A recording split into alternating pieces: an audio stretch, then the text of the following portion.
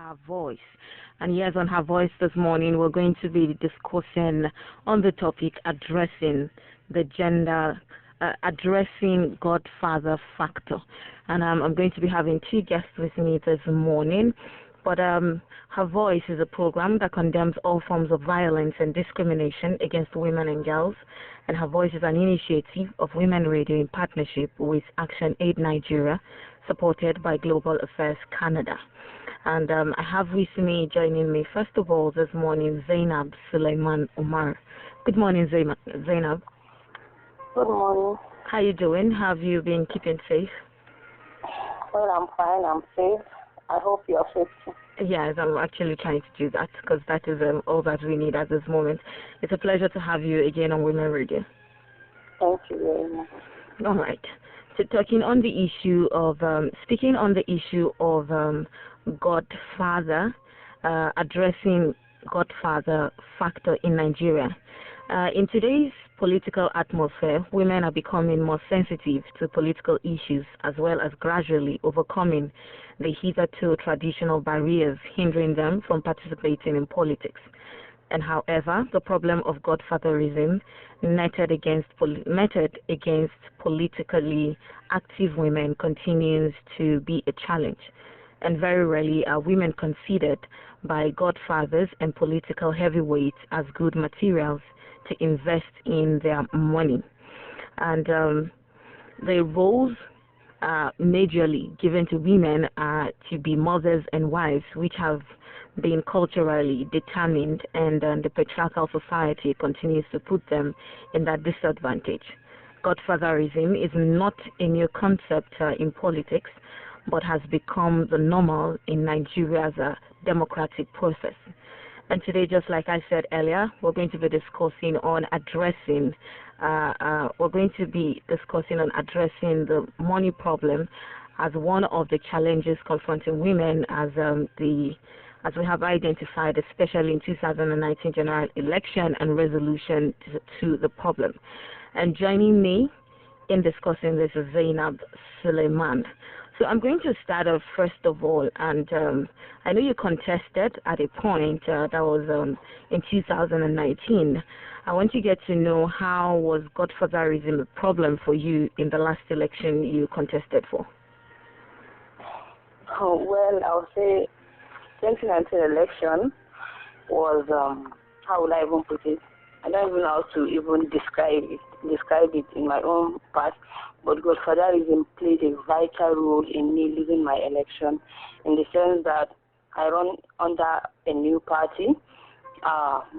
First of all, I run under a big party. I lost my primary election. I didn't even lose. They took the mandate of their primary election and they didn't give me. Mm-hmm. And just because I don't have that word, that big godfather, I got that godfather thing. So I was not giving that. So I left and I go for a new party.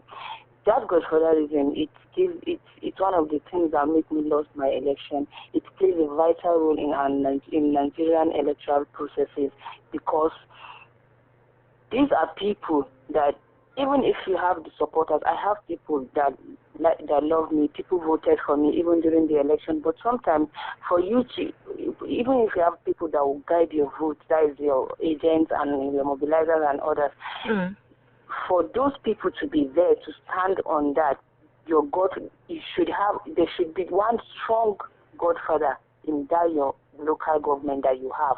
If you don't have that godfather, even if you win that ballot, that box something will happen, and you find out that you were not the one that won that box. So that godfatherism factor is something that is one of the key issues that I always say it, and it's something that everybody knows. Most people, if you go into politics in one way or the other, even sometimes in school politics it happens. So even if you go into politics in one way or the other, normal politics, school politics, you find out that godfatherism factor is there. So it's one of those things that make me lost my election. I don't believe in godfatherism in politics, but now I believe it's something that you just have to have it. Okay. Yes, you just have to have it, even if you don't want to, just have it. Just put it in your own mind that this is my mentor. But do you agree?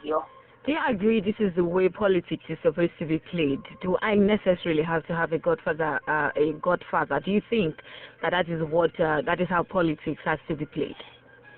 For me, I don't take it that godfather that can make me win my election, but going through all those stress and all those things that happened during the election, I found out that if I had one godfather in my local government, one strong person who in my local government is that person that say it, and I have like when I was in APC, if that person, that godfather of APC in my local government is my own person, I'm sure I'm going to win that election.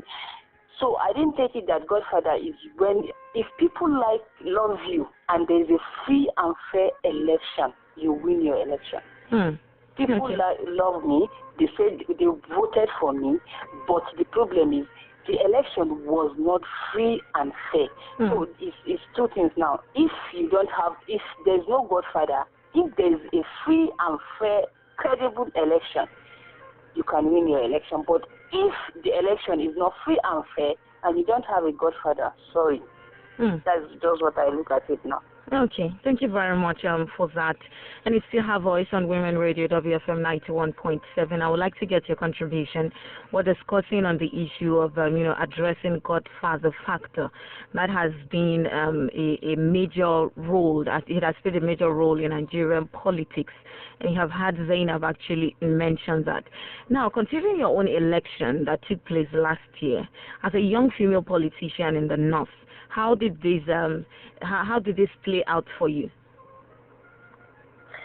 Well, like I said, this is one, because federalism is one of those things that make me lost my election. But when I was doing my campaigns and other mobilizations and other things, I found out that people accept me and they are ready to. It's something new. It's in my local government, in my constituency. There have never been a female running for office, like a young person running for office. And people see that it's something new and they believe in it and all that. But I was doing it like even the old people, everybody, yes, they agree with what I was doing. But that godfatherism factor, I didn't take it serious then, because I know if there's going to be a free and fair election, I'm going to win my election. But unfortunately, I was just doing my things, me and my team and the people, other people at the grassroots. But that godfatherism aspect, it's the way. Let me just take it to when I was in APC during the primary election of APC. I had someone that I knew. Yes, this person is the person. I believe that I didn't take him as my godfather then, because I didn't even believe that to work or godfather or something during primary election. But it's one of the strong person in my local government, strong person even in Kano State election politics. But during that primary election, he politics is something that it's very tricky. I put all hope that this is the person I have, and this is the person I know is going to help me during this primary election. But unfortunately, on that primary election day, I was even greeting him, sir, good morning, sir. It was a kind of reluctant. So yes, I was a kind of what? This is my own person that I believe is going to. Immediately, they finished their primary. What happened? That the governor said this is the person that is going to be the candidate. Oh. So these are some issues that even sometimes you feel you're broken. I was so very heartbroken. But I take it that it's a step, and it's something I've learned something from this. So let me just go again and take my papers and check again so that I'll continue. This can't just break me down like. So that's just. So I want you to talk on the issue of finance when it has to do with politics. How does this play out? Does this actually influence women's getting into politics when it has to do with finance? Well, finance is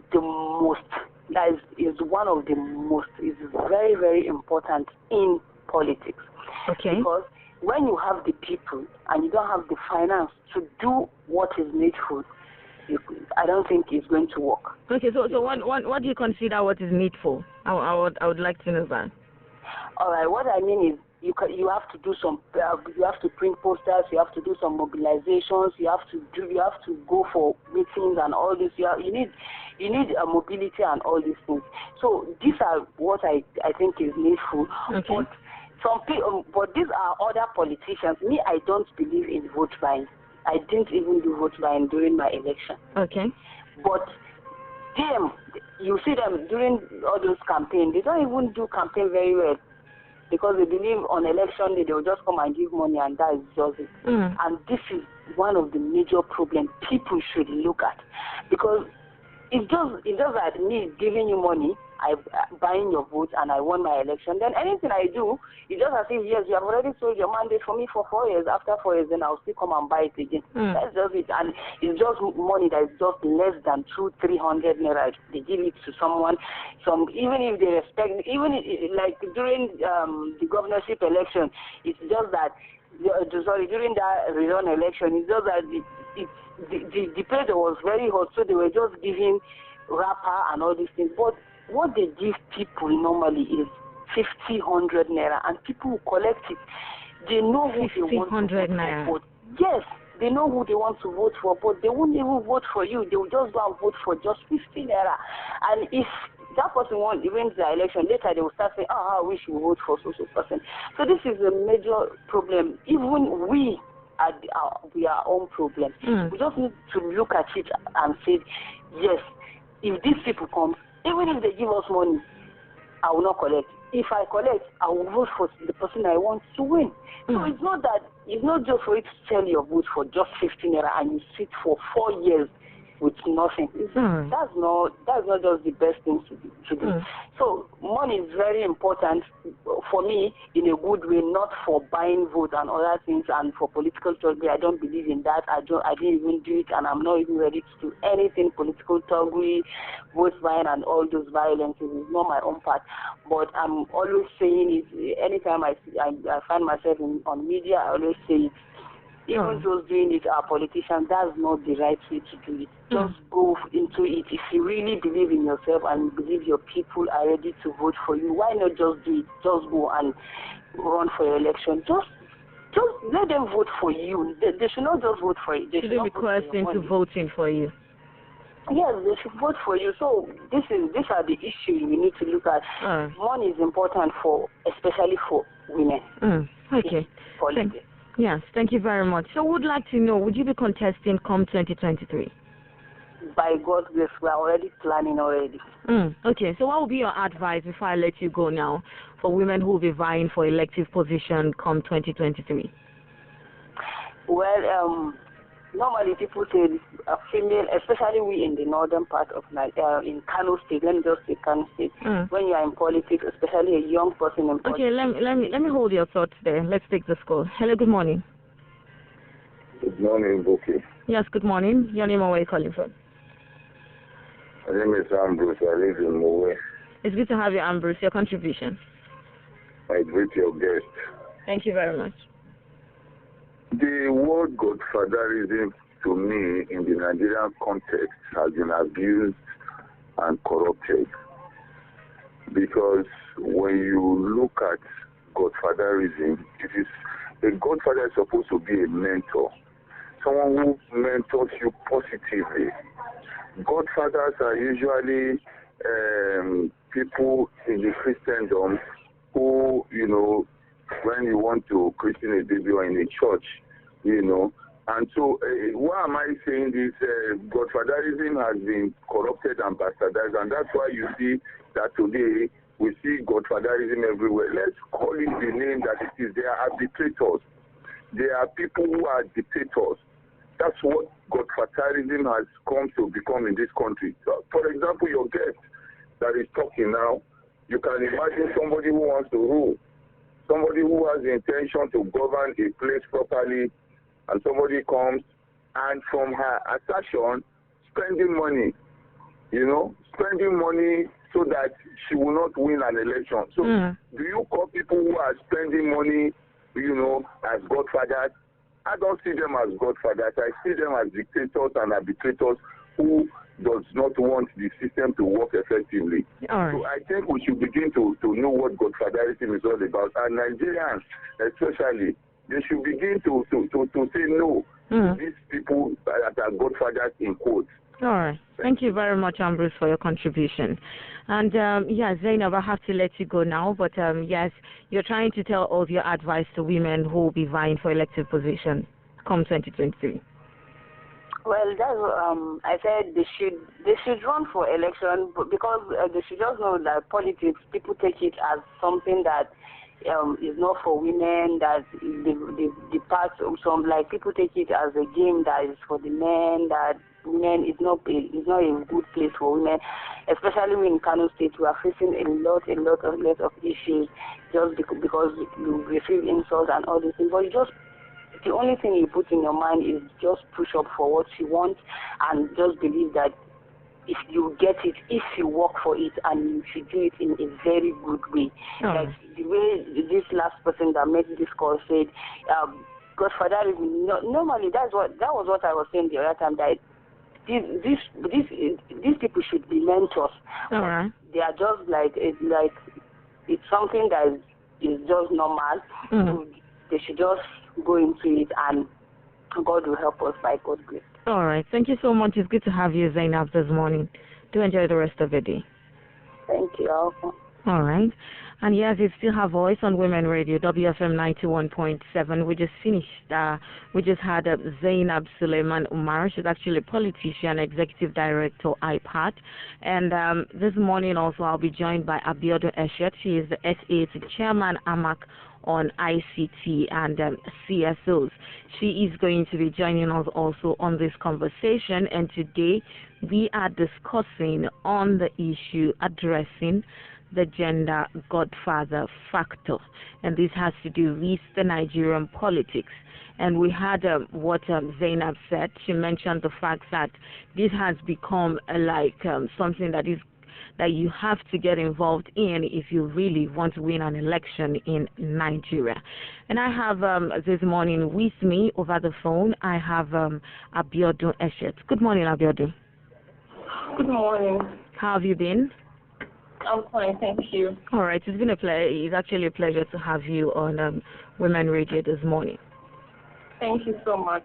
All right, so I would like to know, you contested against 5 men as councillor for your ward and lost at the primary level, and you said that although I didn't like how everything turned out during my primary elections, was this defeat caused by godfather politics in looking at godfather politics in our political system.